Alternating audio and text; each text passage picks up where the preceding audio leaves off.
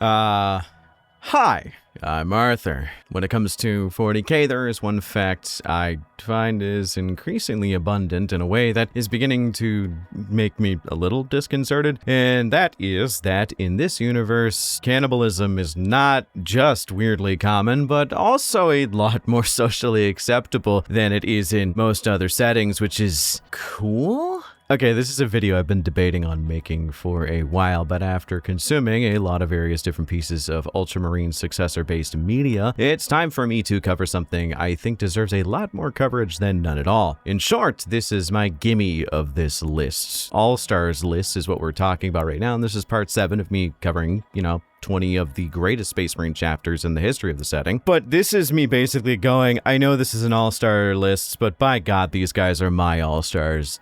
Pick. I also make up the rules as we go along, so I can just change this at any point, but regardless, the Mortifactors, they are one of the coolest factions of Space Marines in the setting, bar none, and if you disagree with me, you are allergic to fun. You are lame. You need to get a better idea of how to actually enjoy things, you heartless, soulless. There is a weird history with them and their founding legion, the Ultramarines, but we will discuss that a bit later, as there's a lot of stuff to really discuss here, because, well, the Ultramarine successors have a history of being kind of weird and kind of gross and kind of just off the wall in a weird way, so yeah, but we'll kind of get into that. Before we do, let's talk about gamer subs.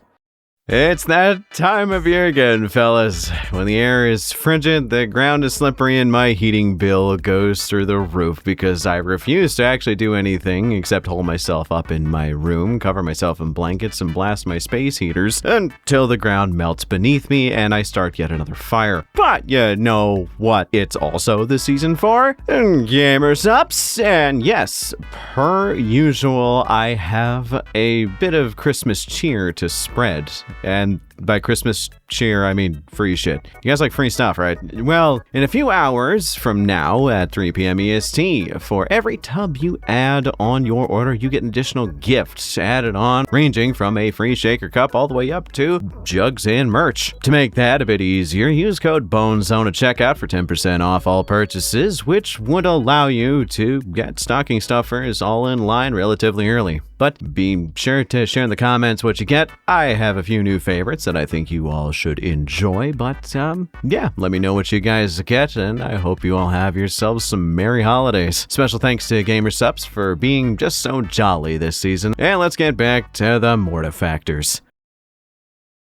Man, I wonder if you guys will ever get tired of me promoting Gamer Subs, but you can feel safe in the knowledge that I genuinely love this brand and, in fact, constantly re-up my love for them as much as I can. But anywho, before we get into the Mortifactors proper, we gotta ask the simple question of why the fuck are all the successor chapters of the Ultramarines usually kind of weird? Because most of the weirdest chapters in the setting are of the stock of Ultramar. Now, I will state, if they are based in Ultramar, they aren't usually that weird, and they're pretty similar to the Ultramarines, and that has to do with a lot of the culture that's in there. But from the cannibalism of the Mortifactors to the weird anti-establishment Greeks of the Iron Snakes, a lot of them are very different from the Ultramarines and even have incredibly varied tactics. Many people assume that is because the Ultramarines are the perfect cover for Chimeric and the reuse of traitor gene seeds, which is dumb, very dumb, actually dumb. I mean, I guess it could make sense, but your fan fiction is not the lore here. The majority of the successor chapters out there are of Ultramarine gene stock, so I guess hiding something like that in there from time to time does make sense, but nah, man, that's actually goofy. You need to read more, or maybe read less. Read less 40K fiction. Go outside. Enjoy the desolate hellscape that is winter. Tried this morning to open my door just to kind of wake myself up and check if I got any mail, and when I opened up the door, I got hit with a gale of about -20, and that kind of stripped the top layer of skin off of me. Yeah, man, I felt alive. And also, I felt incredible pain. But also alive. Tangent aside, that is a reason why nerds use to explain that they're so weird. But you also have other reasons, one of them being that the Ultramarine gene seed is secretly very unstable and prone to mutation, which means when it's not being directly viewed, it does turn into something radically different, which, although is factually incorrect is also a bit more believable. It's actually kind of easy to understand. Ultramarines are generalists, with the main superpower of them being able to adapt to any situation. The Codex Astartes is often seen as a really important book to them, but one of the passages in the book that is often overlooked is the idea that you need to leave room for modification and adaptation. You need to be tactically flexible, being able to adopt new traits and new combat doctrines as a battle would dictate, not just adhering rigidly to the doctrines of funny little spacebook. So, when the second founding came along and the Ultramarines had to disperse their chapters based off of, aesthetic and vibe, the founding chapters were sent off into the universe and realized that rigidly sticking to the doctrine of the Codex is all fine and good, but you need to assimilate the cultures you go into and make them more harmonious with your combat abilities so that you can foster a long-lasting reputation of beating the fuck out of aliens. This harmony would allow you to fight more efficiently, more easily, and also be able to learn greater ways to maximize your own abilities, which is why a lot of Ultramarine successors, although they are born from generalists, either stay generalists or become incredibly hyper-specialized on a task. So they end up being the best of the best in a specific area to the detriment of others, like shock assault and whatnot. The Emperor's smears have learned a tactic known as Skovakara ul Zarun, and you should see how I type that out because it's phonetic, which it translates to, from Nemetanese, redden the earth. That's their main tactic, where they have an anvil of guys run at the front line of enemies, and then they use drop pods, jump packs, and whatever they can to drop in more guys directly into the center of the conflict to hit the enemy with what is basically just a tidal wave of violence. The Iron Snakes specialize in deploying only 10 to 15 man kill teams in an area to deal with a threat, but every single one of these 10 to 15 man kill teams are drilled in every form of combat possible, from range to melee to heavy armor to vehicle combat to whatever, so that they can adapt to a situation on the fly without needing any resources or resupply from the chapter. The Howling Griffins are masters of honor duels in melee, seeking to right anything that slights their honor in as medieval a way as humanly possible, which leads to a heightened level of martial prowess that even things like the Black Templars would kind of see as really close to their level. It's also a good way for them to have a way of brotherhood in their chapter, as this allows them to feel a lot more emotions that a Space Marine normally wouldn't, like indignation, which is fun. These are all Ultramarine successors that let themselves be subsumed by the cultures of their worlds. But what about the Mortifactors? What are they good at? Bitchy eating people! See, their original founding chapter master was a superstitious sort and used the Emperor's Tarot in order to decide the planet he was going to go with, and unfortunately that led to Posel, which in as polite a way as possible is described as a mostly frozen shithole death world with not a lot of resources to go around. So little resources to the point where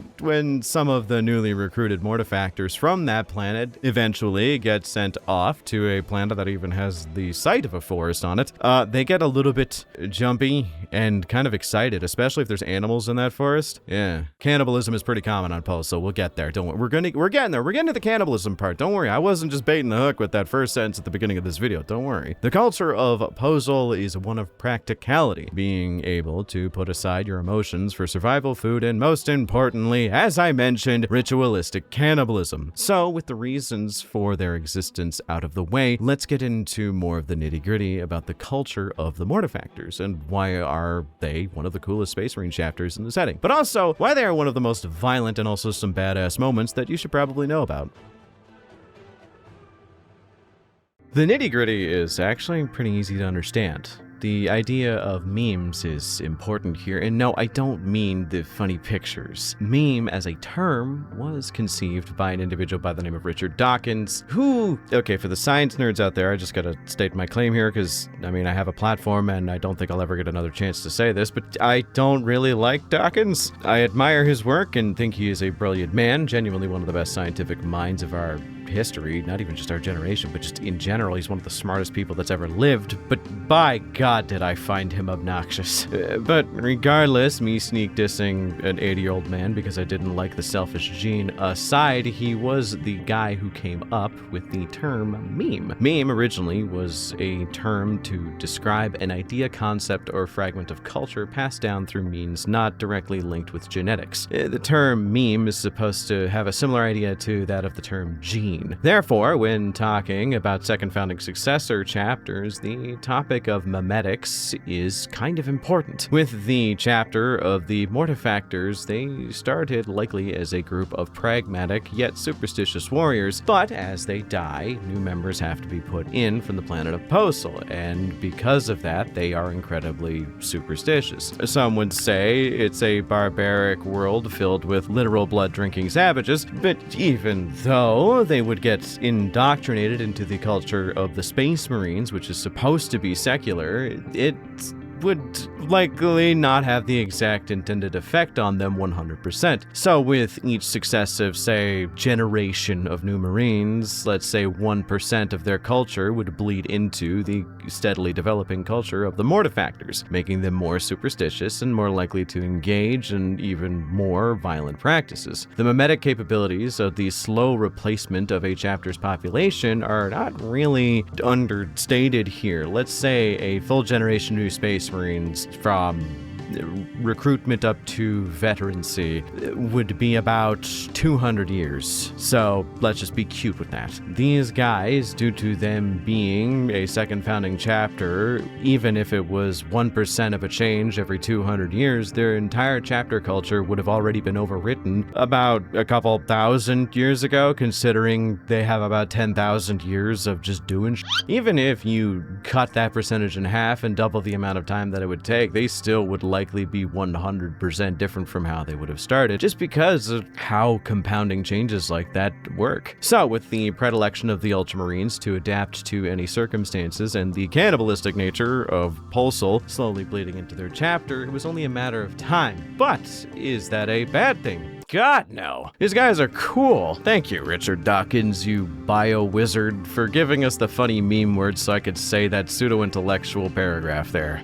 What are the mortifactors? They are one of the most unique chapters in the setting, period. With a culture of collecting bone skulls and eating fallen enemies, as well as friends alike, it is an honor-based culture, and they believe that the Emperor is the greatest hunter in the history of the universe. They believe that when they die, they will go to the Golden Light and be with him forever, as they have proven themselves as true hunters in his name. Though also, side note, tangent time,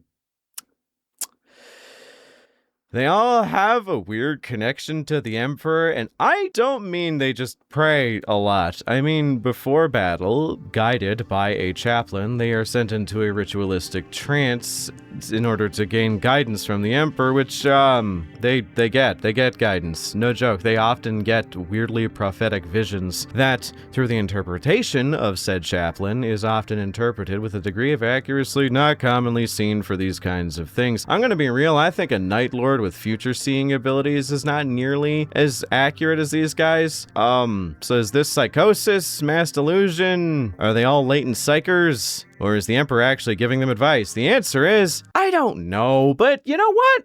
I guess it works for them, so let's not question it if it gets results. Their chapter tends to work well hunting in small groups in order to maximize damage because of these prophecies. I wouldn't say guerrilla tactics per se, like the Raptors, because these guys do like melee combat quite a lot. But if I could make a bold claim, these guys' favorite movie franchise would probably be Predator, but we'll put a pin into this for later. Which also, shout out to the one faceless scout marine from the Taker of Heads audio drama, who, when his entire squad, including Sergeant, was killed by a group of Tau stealth suits that were leading a cotter of crouped carnivores, he stripped naked, ditching his carapace armor, ditched his bolt shotgun, and kept nothing but a flensing knife. I don't even think he wore his loincloth.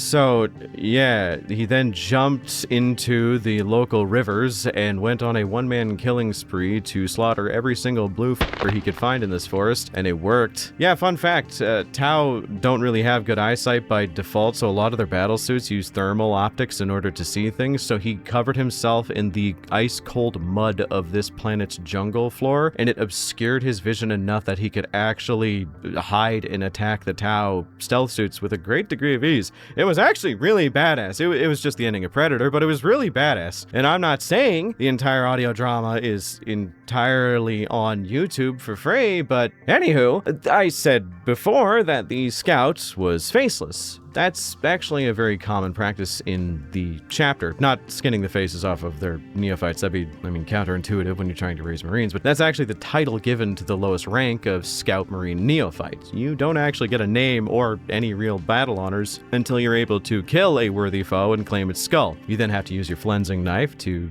you flens the skull and turn it into a mask, which you would then wear over your power armor when you get it, or your face if you're still having your black carapace grow in. This grants you entry into the chapter proper and the ability to actually gain a name for your deeds as well as you. It's also kind of extra cred depending on how big the thing you killed was, so when you see the Scout Marine wearing the skull of an orc war boss, he's probably got a decent career ahead of him. But the interesting part here is that they don't keep the skull forever because it's actually just bone. Like, this isn't like the Silver Skulls who dip their skull trophies in silver to keep them alive and, stable for as long as possible. Well, not alive, but undamaged. You know what I mean. But regardless, the skull will eventually get killed, but this leads to the main culture of the Mortifactors to be taking the bones of the toughest foes and using them as armor decorations, flensing them and so on. Which is why, if you're a true big boner boy Chad, you'll never see the paint scheme of the Mortifactors from the fucking deluge of skeletons that should be coating these dudes. Conversion recommendations: if you can find one, buy an old Citadel Skulls skeleton upgrade kit and some Night Lord's bits and then just have at it.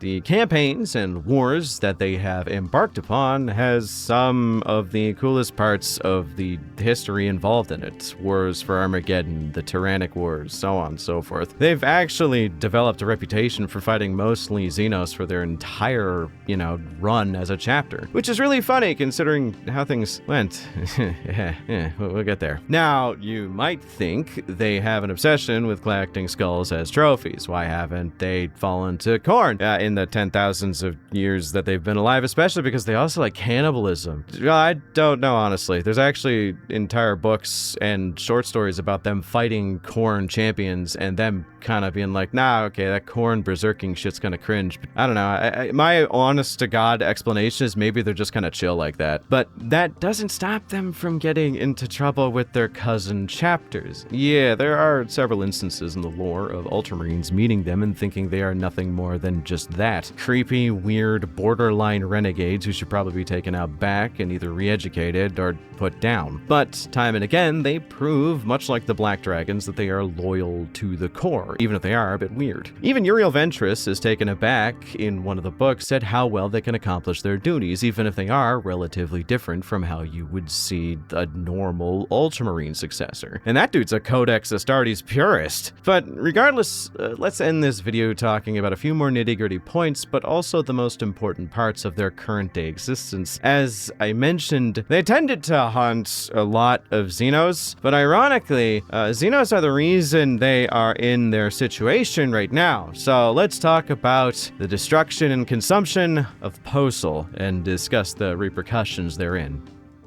Fun fact, Posel is dead, like very dead, like very, very, very, very, very dead. It's so dead, in fact, that it is probably never, ever coming back. Remember how I said the Mortifactors absolutely hate all Xenos, especially? Yeah, well, it turns out that the universe has a very bleak sense of humor. What do I mean? Yeah, the world of Posel, which was already pretty much devoid of all resources and life in general, had its entire biosphere stripped of everything else that remained. That was during the unfortunate happenings that are known as the Third Tyrannic War, which was probably the worst one up to date. Though we are seeing just how bad the Fourth War is shaking down right now, and to my knowledge, it's about as bad as like somewhere between the Second and Third War. You know, the only real major issue that I've been hearing about the current war that's been kind of going around is that we had a little bit of a whoopsie-poopsie with Kryptman when he accidentally made a super fleet of Tyranids for the Leviathan when he tried to do a little Pokemon battle with them and the Orcs. And there is the whole issue of right now with Mr. President, there has been a third Hive Fleet tendril. But, you know, other than that, considering the Custodians are involved, things may go a bit better than usual, if I'm being completely frank. But the third was so horrible that a few chapters of Marines were more or less completely wiped out. But alongside that, an astronomical amount of chapter monasteries and chapter homeworlds were absolutely obliterated due to the Tyranids learning that if they wanted to win against the Imperium and everyone else in it, they need to target where the strongest troops come from. Unfortunately, even though the whole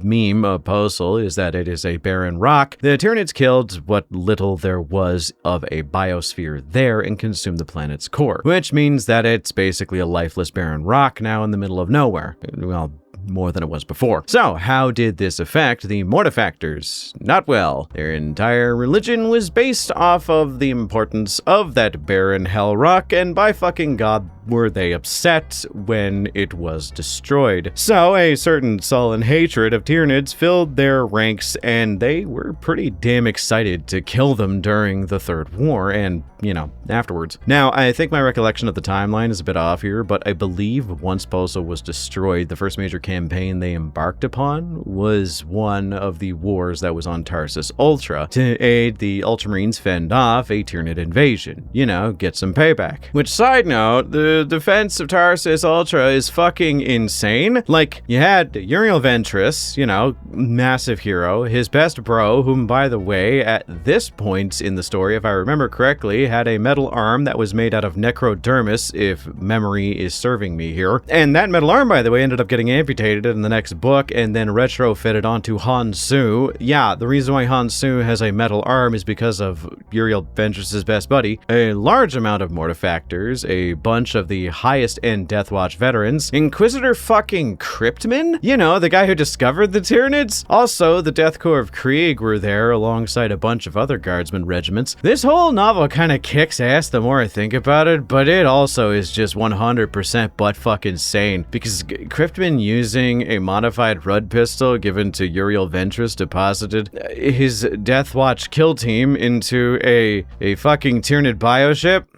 Not near it, not on an area it was boarding, literally inside of it, and they went on a mission to cut their way to the Norn Queen at the center of it and fire this gun with a mutagen syringe into her, which would cause a psychic ripple of a mutation to be sent out through the hive mind, causing all the Tyranids to over-mutate and basically rip themselves apart. The Batman fucking did it, by the way, but also got shot with a poison that was meant to literally kill Space Marines, as it causes their Laraman cells to overactivate and clot their blood, basically turning their blood into a thick paste and rust their veins, which to a normal Space Marine would end with their death. But Uriel Ventress is literally the most fucking terrifying Marine in history and was able to fight a shard of the goddamn Nightbringer, and although he lost pretty handedly, I mind you, he didn't die, which is impressive. So he kind of just walked it off after like 20 apothecaries did super surgery on him. The Mortifactors were helping the ground assaults as well as working out their mental issues, which honestly probably helped them move on just a little bit from Posal. Okay, probably didn't, but man, it probably felt good for a little bit. So after Tarsus Ultra was saved, okay, the biosphere would probably never be the same, and there's a chance that after a couple decades it would basically be subsumed to nothing but natural disasters. But hey, I didn't get consumed by Tyranids, which is always a big bonus. The Marines of the Mortifactors ended up going off to aid